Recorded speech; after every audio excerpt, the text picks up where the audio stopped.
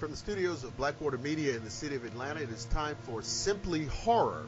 This is the first installment of a radio program which will feature guests and conversations and commentary on the horror genre, whether it be in print or in film. I am Dr. William Lester, and I am joined by my sensational co-host, Jim Baxter. Jim, are you there with us? I'm here. All right, thanks, Jim. I want to start off before we bring on our guest, because we got a fantastic guest for the first installment of the show. I wanted to give my co-host an opportunity to introduce himself, because he is an author of some note, and I wanted him to get his proper respect. So, Jim, why don't you tell the folks about yourself a little bit? Well, I've been writing horror fiction for quite a while. Matter of fact, it's actually how I met our first guest tonight.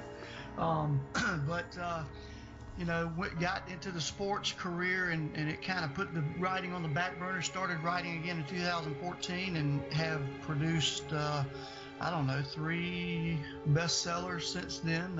One is the Haunting series, which is a very good series. It is similar to, I've had a couple of critics say that it was Indiana Jones meets The Exorcist.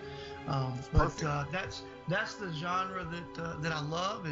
I have, as you know, dabbled in some other things, but my heart lies in horror. And recently, we have started our own publishing company, Brooklyn Books, and you'll see a lot about that coming up. And I want the listeners to understand that the whole reason that we're here is because we're horror fans. That's what this show is going to be about. And I don't know about you, Jim. It's probably true, but I mean, have you been a horror fan since you were a kid? Because I have. Oh, always been a horror fan. Okay. It's a matter of fact, it's what got me writing.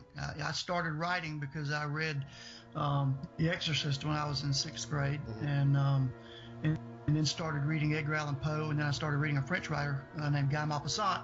And after reading those guys, it's what really launched my writing. Absolutely. And for me, it was like, I was a big fan of horror films as a kid. And of course, when you're a kid, you're watching a film, you just think, I'm watching a film. And it's only later when you realize whatever it is you're watching, somebody wrote that. And so the whole idea, you know what I mean? And so being a writer kind of became a real thing for me. And because I was a horror fan, I said, well, I'm going to write horror stories because I've seen all these great movies. And Universal horror, Hammer horror, whatever. And but I think that's what the thrust of the show is going to be about. We're just celebrating the whole genre of horror. Now, I want to talk about our guest, our first guest on the inaugural show. His name is Jeff Miller. So let me tell you guys about him. Jeff has produced 13 feature films. The latest, most exciting one, entitled Clowntown, received a limited theatrical release in 2016, has been covered by magazines such as Entertainment Weekly. So this is not a small thing. The Burning Dead starred genre favorite Danny Trejo and axe giant The Wrath of Paul Bunyan, won the Best Writing and Audiences Awards at the Shock Fest Film Festival before airing on the Sci-Fi Channel. So again, this is not a small thing here. Jeff's movies have been licensed to such outlets as NBC Universal, Netflix, Redbox, Walmart, and Best Buy, and have sold internationally. Jeff has several movies in post-production and development featuring actors such as Jean-Claude Van Damme, Michael Madsen, of course, of Reservoir Dogs, and Danielle Harris, of course, known from the Halloween and Hatchet franchises. Jeff Miller, welcome to Simply Horror. Jeff. Did we lose Jeff? I think we lost Jeff. Let's try to get Jeff back. Jeff Miller with us on the phone.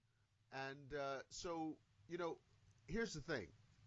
We're all fans of the horror genre. So I want to, don't want to come off as being greedy here, but I want to get the first question in.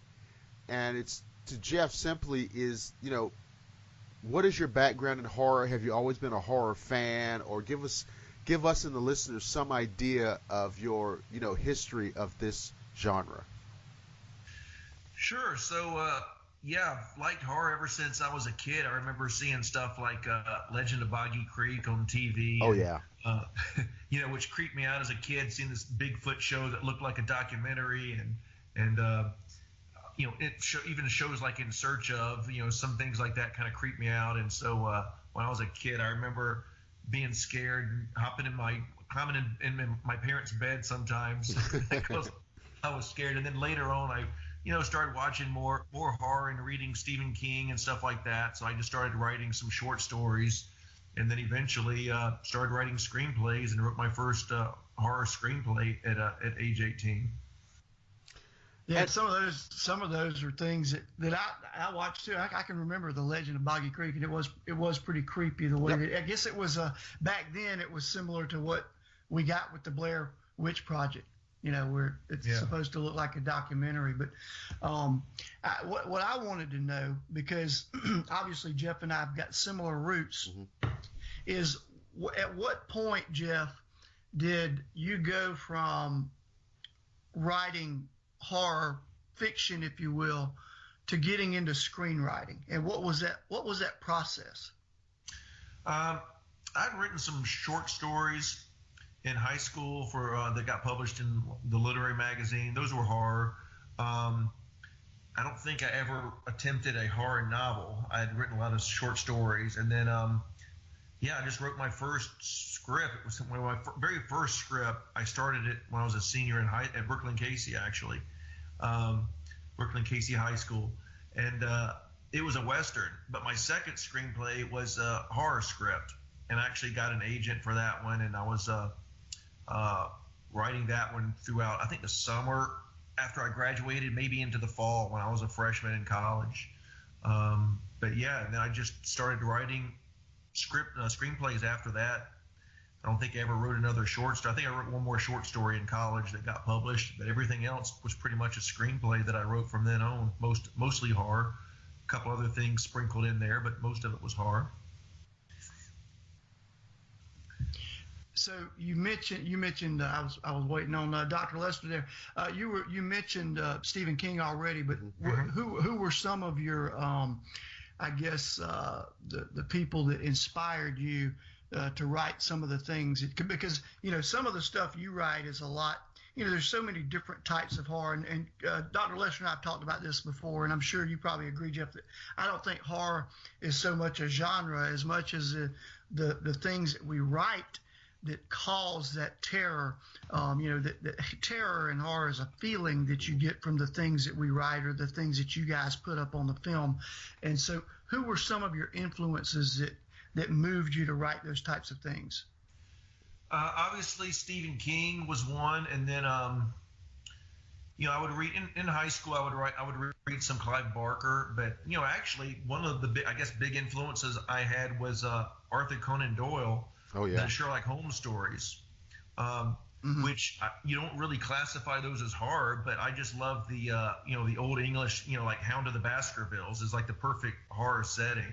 A lot of his stories had this dark, English Gothic setting, and I enjoyed a lot of those stories. So I would say those were a big influence on me for sure.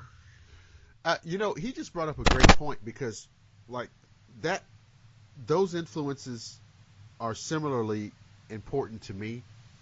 There are a lot of these type of writers of the past who, it wasn't necessarily horror, and you couldn't classify it as horror, but it was unusual enough, it was eclectic enough, it was strange enough, it was weird enough for you to add that to your kind of repertoire of influences. And Jim asked an earlier question about the genre, and I had a conversation with him once predicated on an interview that I once saw with Christopher Lee. And Christopher Lee said, horror is not a genre, it's an effect. The genre is fantasy. The effect is horror. And I'd never thought about that prior to hearing him say that. But once I heard him say it, I realized he's probably right. And of course, if anybody would know, it would be him, right? Yeah, Right. he's kind of big in the business. Right. So yeah, all of these things. I mean, even like you said, Arthur Conan Doyle, and Edgar Rice Burroughs, and Bram Stoker. Poe, of course. Edgar Allan Poe, of course. I don't know Poe, exactly. Yeah. All of these I feel are formative influences for what we're talking about. So, one question that I have for Jeff is, I hear a lot of people, I hear so many people talking about, I want to get into the film business. I want to write screenplays. I want to produce. I want to direct. I want to this. I want to that. And they say it as if they can get up tomorrow morning and start doing it. And so can you talk to the listeners a little bit about what your process was getting into the industry? It was just, it's kind of like you do it because you can't not do it, Right. is kind of what I tell people. It's, it's your passion. I don't do it for the money. Most of the people that I know in the industry don't do it for the money. The money is a byproduct of, any success that they might have. But you just do it because you love it. I started out, writing, I was writing screenplays. One of my mentors was Jim Lineberger, who wrote the 20th Century Fox movie called Taps. Mm-hmm. Came out in the early 80s with Timothy Hutton and Tom Cruise. I remember. He kind of took me under his wing, and we wrote a script together and a couple treatments. But I couldn't get anything sold. My first sale was when I was 23. I got hired by a company in North Carolina to write a ghost story. I got paid, I think, like a whopping $1,000 for 3 or 4 drafts of that. Never got made. And I just said, this is frustrating. Writing is frustrating, but I like writing. So I eventually teamed up with some guys in Columbia, South Carolina, who had made another movie called Campfire Tales. I had met one of them when I was in college. He had graduated a few years before me, but I said, hey, you guys are making another movie. Can I be a part? And it was basically like, well, yeah, you can come help me out, and if you can help us raise the money and do this and help me with that, and then you can be a part. And so it kind of blossomed from there. And so I helped produce this movie called Freak Show that came out in 1995. After that, Hell Block 13, I co-wrote with, and Jim was involved with that as a publicist. And then just kind of blossomed from there. And I made 3 movies in South Carolina, and then I moved out to LA, and have made the last few years have been I've been very fortunate to have gotten a lot of stuff going the last few years. But it's hard. It's a lot of hard work for sure. Yeah, we were talking about that earlier. It's a matter of paying your dues, and you get that in every industry. I think has it. I can't tell you how many times we'll be sitting there at a table at a book signing, and somebody comes up and says, "Yeah, I'm thinking about writing a book." And I'm like, really? Well, I mean, go for it, man. I mean, but you do. You put your dues in, and you mentioned. I had a couple of things I wanted to talk to you about tonight, Jeff, and we're not, like I said, we're not doing an interview, so to speak. We're just having some conversation. But you mentioned Hell Block 13, and it was such a good time with that, because it was my first actual. I mean, I had already published a novel at that point, but it was my first taste of being involved in film.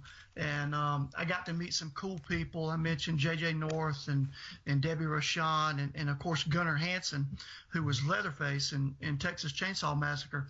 And if I'm not mistaken, I think Gunnar was kind of responsible for hooking you up with your connections in L.A. and got you out there working in L.A. Is that right? That's true. Yeah, that's exactly right. That's cool. Yeah, I'd met Gunnar. I mean, I knew Gunnar from the 2 movies we did in South Carolina, Freak Show and Hell Block 13, and then I ran into him at a Fangoria convention, I think in Pasadena, I think my first summer out here, and he said, "Hey, there's a friend of mine you should talk to, Gary Jones. I did a movie with him, and he's got this script that he and I co-wrote, and you should talk to him. I think you guys would, could connect and maybe do something together." So, Gary Jones and I met for lunch not long after that. He had made a movie called Mosquito, a creature movie that Gunnar had starred in. And so Gary and I met, and we worked on. I think we've done 3 movies together that we've worked on, together in some capacity or another, writing or producing. Now, we've already talked about this. You've been really basically since high school. You've been in this business, but you got into the films with Freak Show. What do you see? And I always like to ask people in different industries this: what do you see in terms of changes in the industry from the time you got involved in a show like Freak Show to where you're at now, finishing up Clown Town and about to produce 2 new movies that are coming up, and we'll talk about those a little bit later. What do you see the biggest changes in this industry? Big changes are there's no, the physical medium has really gone. Like DVDs used to be huge back when I started in the mid 90s. You would get in, if you got into Blockbuster, you were almost guaranteed to make a profit on your small movie. And now it's, DVDs are gone. I mean, except for Redbox and Walmart to a small extent, the market is just not there for DVDs. And what's unfortunate is the digital has not caught up to that. Most distributors will tell you that, you'll hear about the occasional big sale to Netflix or whatever, but digital numbers are still pale in comparison to what the DVD, to what like the physical numbers were back in the 90s, in the heyday, late 80s, early 90s, the heyday of video. So the market is really suffering because of lack of DVD, and digital just hasn't picked. That's why there are movies like Boogeyman 3 and The Grudge 3 and stuff like that, but there's no Boogeyman 4 or The Grudge 4. Right. Because the bottom kind of fell out of the DVD market, and it hurt a lot of indie filmmakers and small filmmakers. Well, this is very interesting because I'm probably not sufficiently hooked into pop culture, but because like I buy DVDs all the time, and so what's happening? I mean, so how does the filmmaker? I mean, where's the money coming from? I mean, is it just downloads? Are you going to get enough streaming, or how is this working now? It's very difficult. I mean, it's very difficult because I had coffee with a filmmaker 2 days ago, who's he had a movie that just came out in some theaters and a pretty sizable budget with a pretty big name star in it, and he told me, my movie is number 96 or whatever was on iTunes Horror.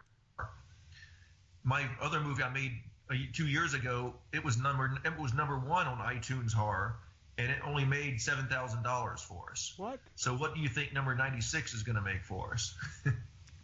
Cup of coffee. Yeah. So his point was, it's just getting harder. And I know, there are occasional Netflix sales that are, several $100,000, $1 million or more. But Netflix also passes on a ton of movies, a lot of movies, because their feeling is, they're not going to get new subscribers for some, independent horror films. They'll get new subscribers maybe if they have a new Marvel show or a new show like House of Cards or something like that with big stars. But, it's the smaller filmmakers and the smaller films that suffer. And also piracy. I mean, piracy is a huge – I don't know. I have no numbers on how much piracy hurts the market. But, I mean, I myself have taken down dozens of, illegal sites of Clown Town, for instance. And it's very time consuming. And it's just, all these people out there just watching your movies for free. That's it. That's interesting because did you I may have actually done that because I actually watched Clown Town today on a pirated site. Hey, listen. Well, you know what I was saying? I was like, wow, it's already out on this free site. It was on 1, 2, 3 movies. See, Jim is part of the problem. Thanks, Jim. Hey, You can send your check for $3.99. I'll I didn't know. Hey, listen, I will send you a donation check if I can get a T-shirt or a poster. Actually, I'd rather have a poster for my office. I can't believe this. I mean, Jim just listen to what Jim just did here. He just told you that he stole the movie and he's going to make a deal. He wants to make a deal. I'm telling him that there's somewhere out there that's got it. He needs to get it taken down. Okay. Anything else I can give you while I'm at it? Let's get an autograph. Let's get autographs from all the members of the cast. What the official film T-shirt was that? Did you say, Jim? You want a T-shirt?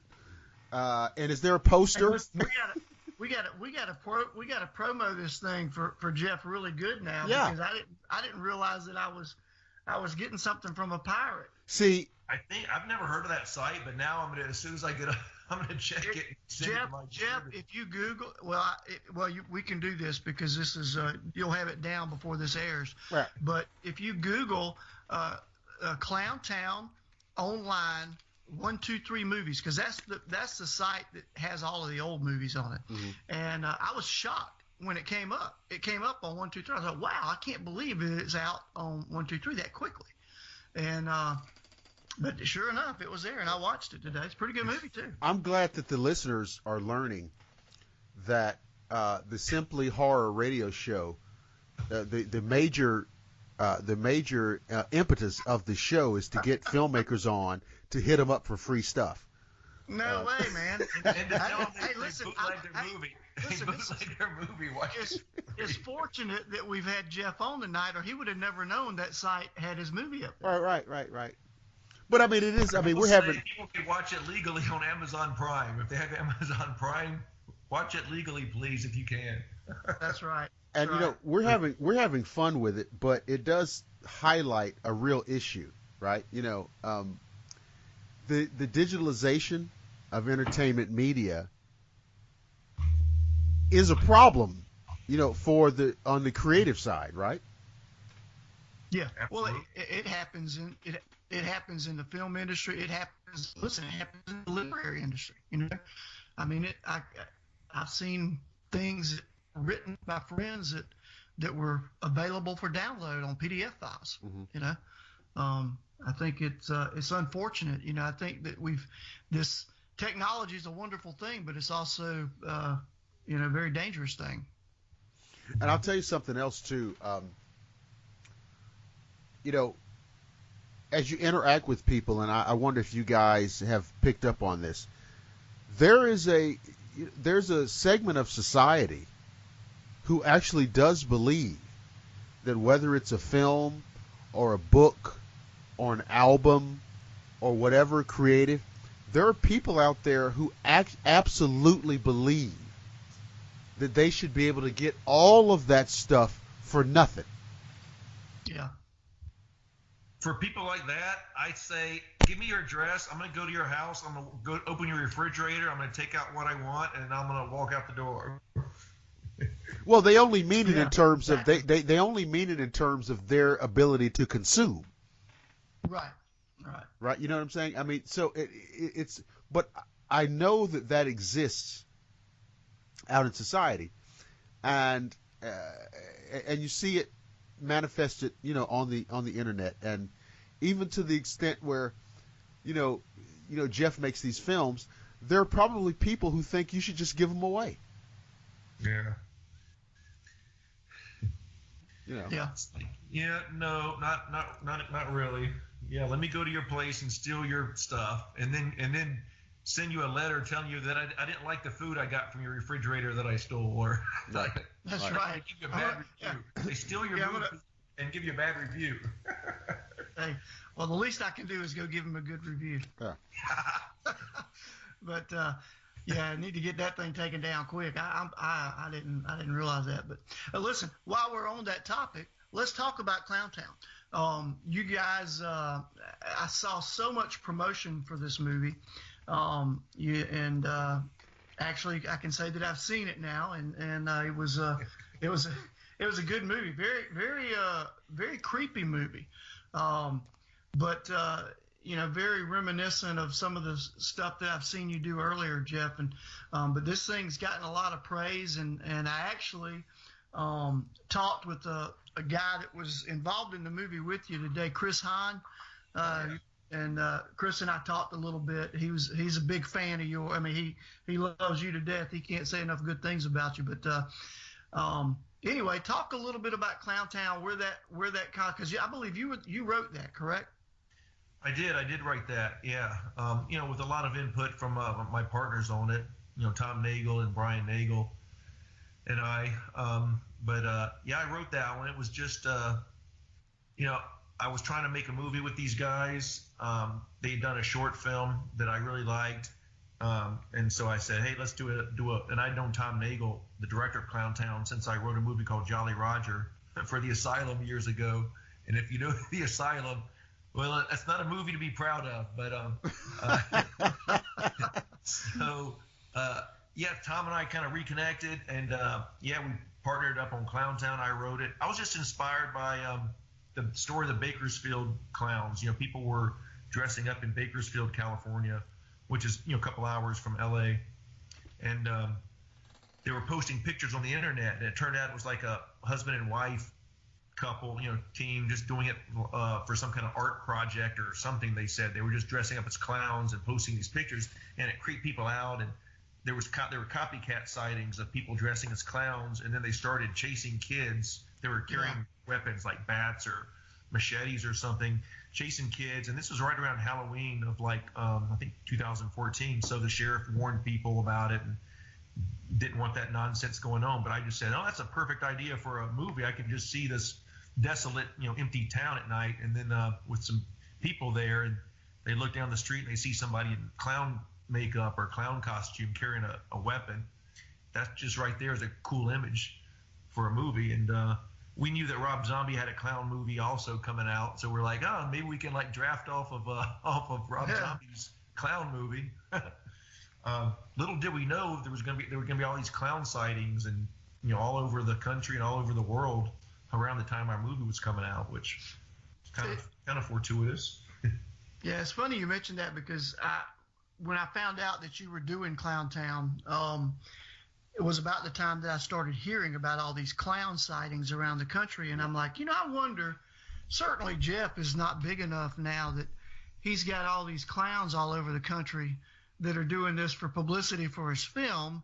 And but that's actually the thought that went through my head, and I was like, wow, that's amazing. But it's fortunate that it happened, because it worked out well for you guys, to have that kind of marketing, not really related to your film, but certainly the same subject matter.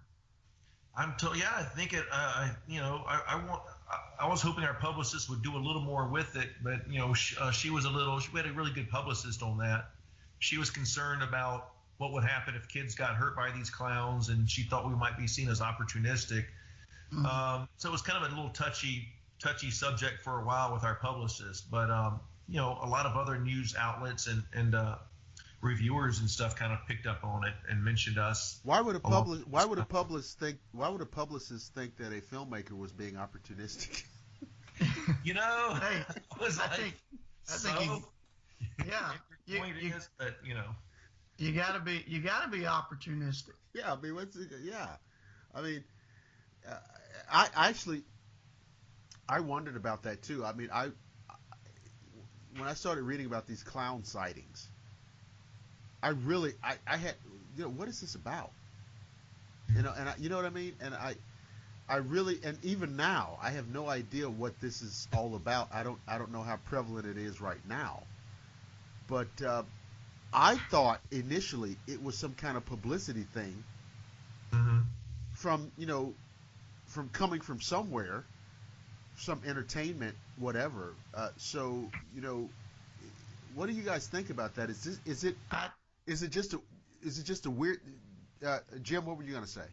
I was speaking on the opportunity thing again. It was, it is an opportunity, and I was going to dazzle you with a little literature.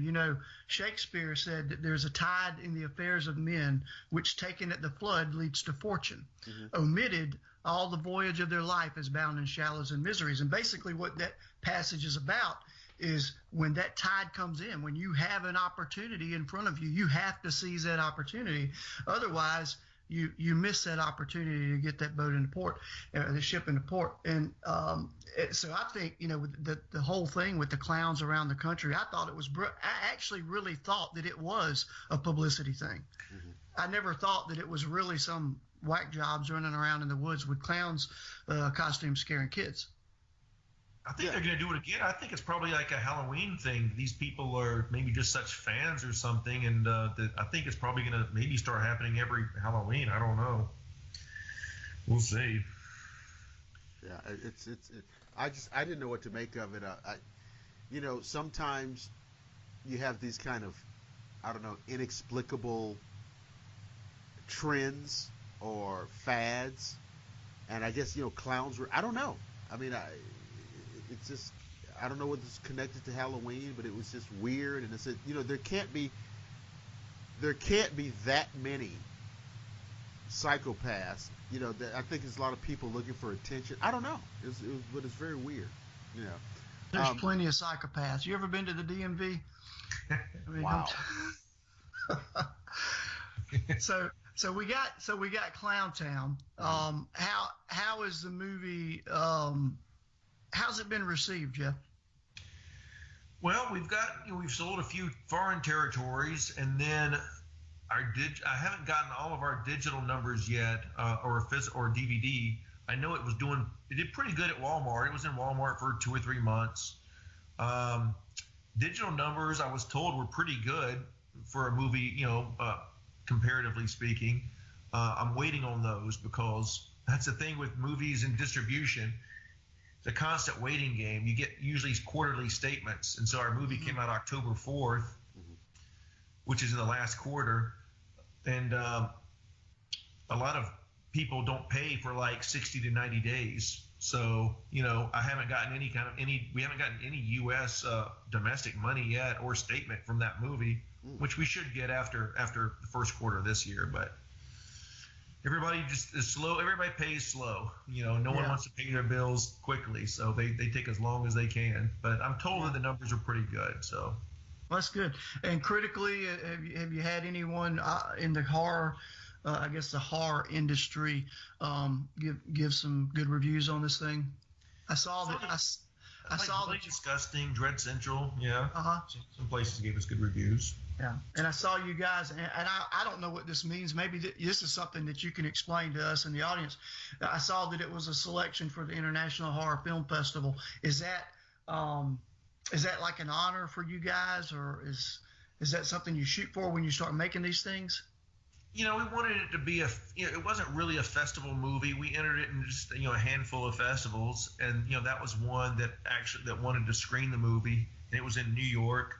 And so we were like, oh, cool, cool, let's go to New York. I hadn't been to New York since like 1998. So, that played in New York at a festival at that, in Greenwich Village. So, and a lot of publications liked it. It's a creepy movie, I think. It's not groundbreaking, which we knew making it. We're not making anything groundbreaking, but hopefully it'll be a solid, creepy movie, and I think we succeeded there. And we also licensed it to a mask company, a Halloween mask company, which we thought was kind of surprising. So this company that makes masks for big movies like Terminator and Resident Evil, and a lot of big movies, is making masks of 2 of our clown characters this year, and then two for next year for their catalog. Yeah, I saw a photo on your Facebook page of I guess it was a Ghoulish Productions, and had some of those masks on there. It's amazing because we're probably the lowest budgeted movie in their catalog, because they're with Terminator and Spawn and all these much bigger movies. So that was kind of cool to be in that catalog, in their collection. But you know what? I like the idea though. You said that it's not groundbreaking, but see, you know what? I bet you there are a lot of filmmakers who set out when they wake up in the morning, I'm going to make a groundbreaking film, and they make something that you can't even watch, right? Right. I think it's pretty cool to just say, I want to make a good movie, and just have it be a good movie. Yeah. I've been such a fan of the horror genre for so long that, I feel like that's enough. I just want to make a good movie, and it's a horror movie, and we know what the objective of a horror movie is, and why can't that just be good enough? It's not good enough for some people. I mean, look, I wanted to make it. We all approved the script. I'm a big John Carpenter fan, and Sure. This was kind of I think probably like the first movie I'd made, the first feature that was kind of somewhat close to a John Carpenter movie or something, which I was happy about. But that's what the intention was all along. It was never to do something quote unquote groundbreaking or whatever. But yeah, some of the reviews were just like, oh, it's kind of the same old, like Halloween. It's like this, it's like that. But I don't think that's, like you said, I don't think that's necessarily a bad thing. No, it's not. I mean, think about it. Okay, so all three of us love the horror genre. So, what is the lexicon of groundbreaking horror films? It's a short list. Mm-hmm. It's a short list. Exactly. So we take a knee and we revere those films, and but we still love the genre, and so this is not groundbreaking. It's a good movie, and to me, that's good enough. We've seen good horror films, right? We've seen okay horror films. We've seen terrible horror films. I've seen horror films that were not good, but I kind of enjoy them because there's something about them that's charming and whatever. Right. I think all you guys know what I'm talking about, right? Yeah. And so I think this is a genre that it's so special and so unique and has such a kind of interesting psychological niche with people that really ought to be good enough. I mean, you guys remember? I don't know if you guys have you saw this film about with Johnny Depp with was it Ed Wood? Yeah. Mm-hmm. Okay, right. You remember there was a slogan going around Hollywood about Ed Wood at the time, and it said quite simply, "Hey, when it comes to making bad films, Ed Wood is the best." Right? And I mean, but that's a cool thing, right? And so what would Ed Wood have done if he'd had any kind of budget or any kind of anything? You know what I'm saying? Was he a bad filmmaker, or was he a filmmaker with no resources? Right. He lived within the restrictions, or he operated within the restrictions, and that's what a lot of small film companies do. Mm-hmm. But Jeff's done a great job with all the stuff he's done, and I know that he's excited.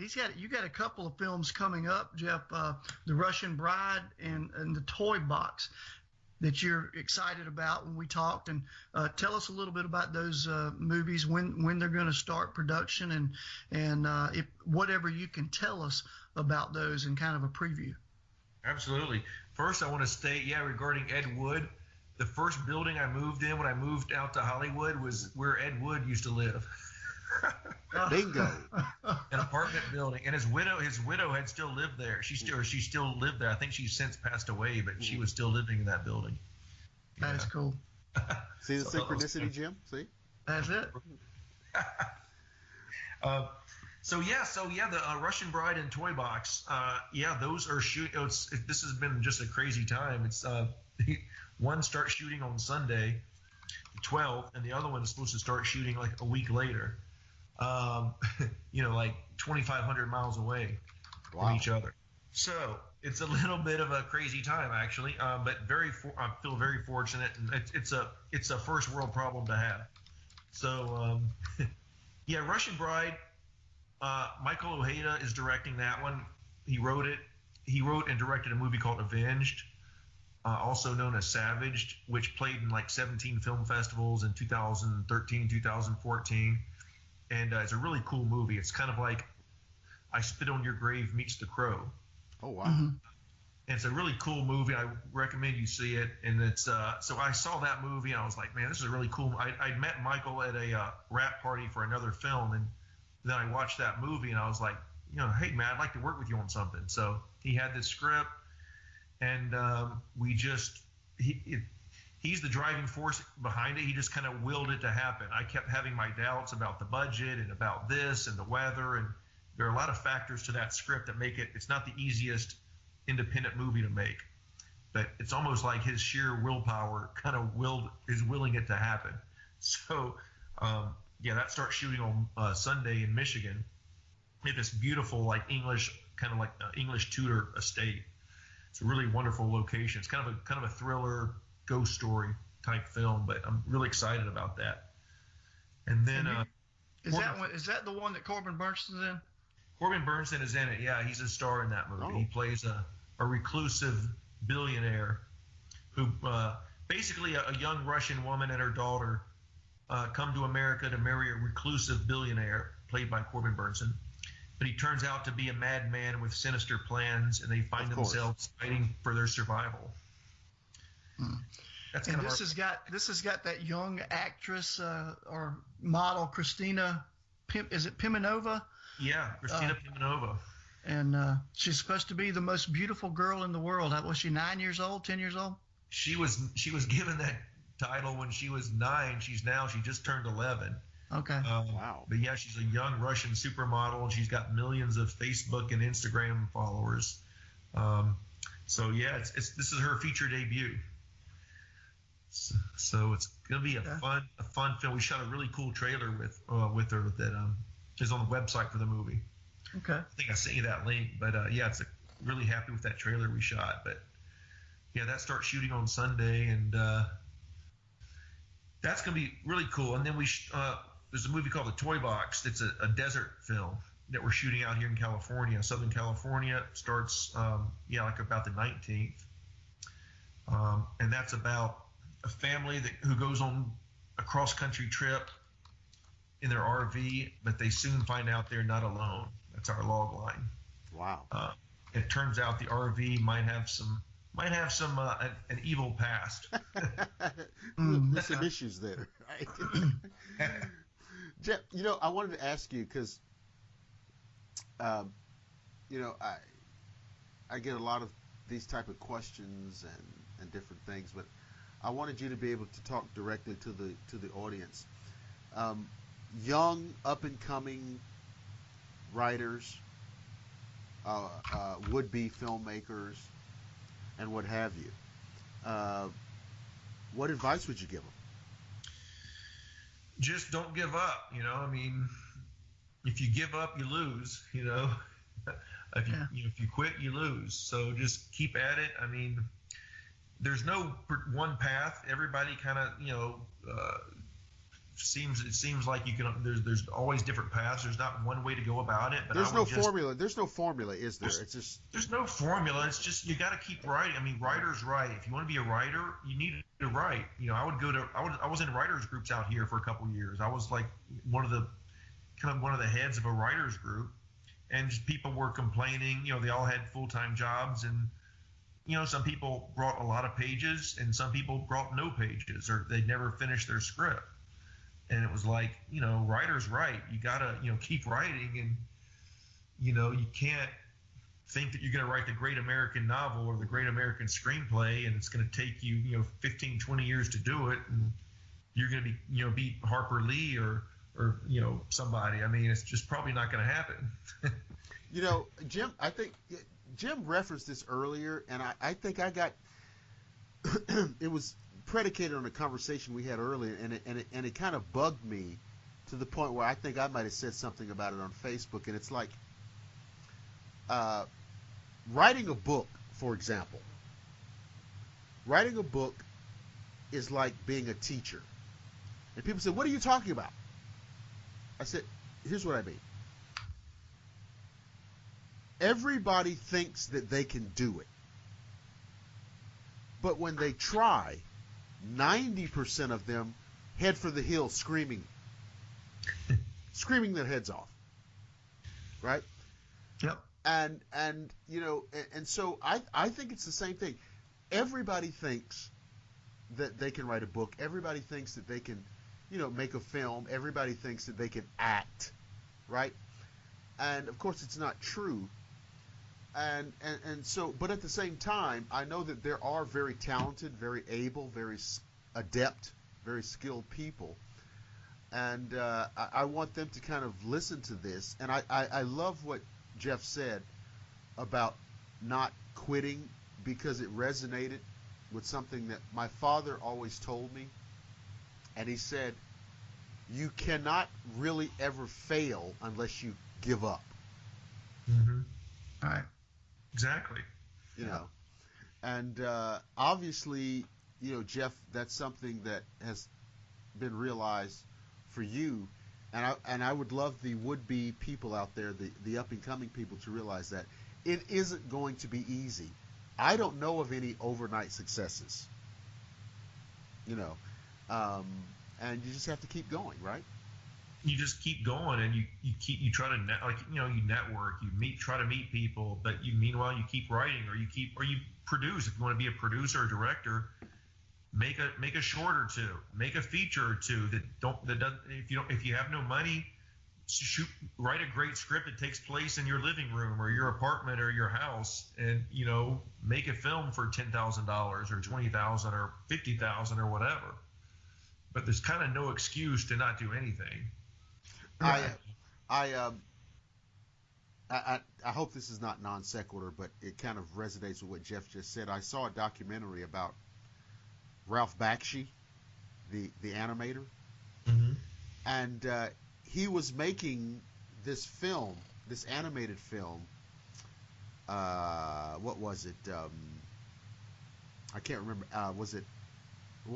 What was it called? Wizards. It was Wizards. Animated film Wizards. And he was making the film at the same time that Spielberg was shooting Star Wars. And they were working in the same studio situation. And it just so happened that both films were running over budget. And both Bakshi and Spielberg were going into the studio offices to say, we need some more money. Bakshi said, I need another $100,000. Spielberg said, I need another, 2.5. Right? And they both got the answer, no. And they kind of commiserated with each other. I thought it was fantastic. They commiserated with each other, regardless of the fact that the amounts of money that they required, respectfully, were totally different, right? But they both had this shared experience. They're not going to give us the money we need to finish this film. What are we going to do? We have to get creative. We have to get innovative. And I just thought that was a remarkable anecdote. And it's really true. So whether you're making $100 million film or a lower budget film, it's always the same, isn't it? Sure. Yeah. I mean, I've kind of worked with the gamut. I mean, I've made very small movies like the ones in South Carolina, and I just helped produce the Jean-Claude Van Damme movie that was a multi-million-dollar film a few months ago, action film. So run the gamut, but it's the same. They have the same issues, a lot of times. Well, Jeff, listen, man, we really appreciate you being with us on this on the premiere of the Simply Horror radio show. We're excited about this. We're going to get to cover literature and film and theater and all things related to horror. Now, I'm going to tell people if they want to check out Clowntown, they can go to the website. It's theclowntownmovie.com, and they can get this thing from Amazon or iTunes, correct?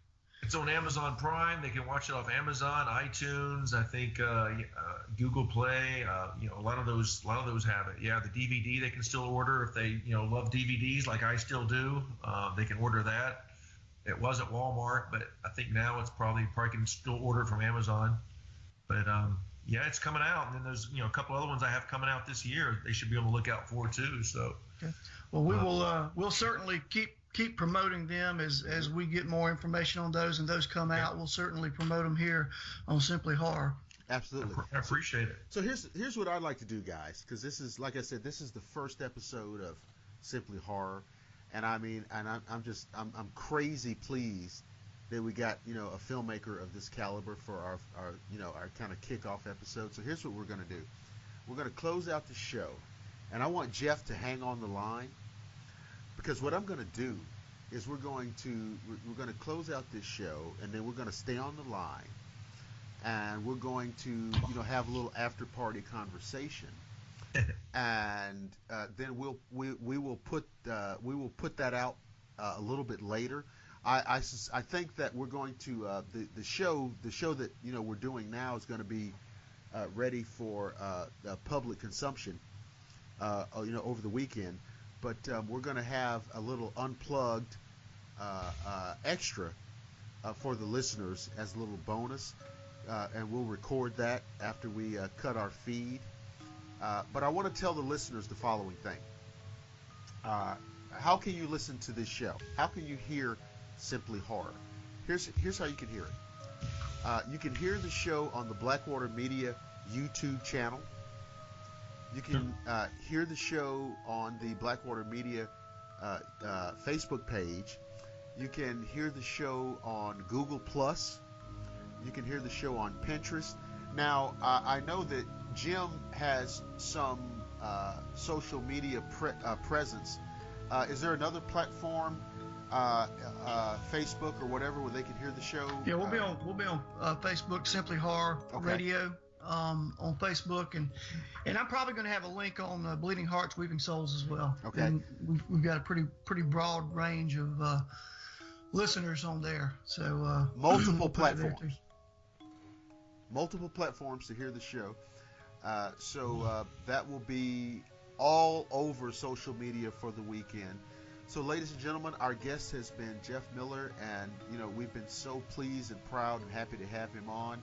I am Dr. William Lester. My co-host is the extraordinary Jim Baxter, and I want to thank you guys for listening, and we'll see you all again. It's not complicated, guys. It's simply horror. See you next time.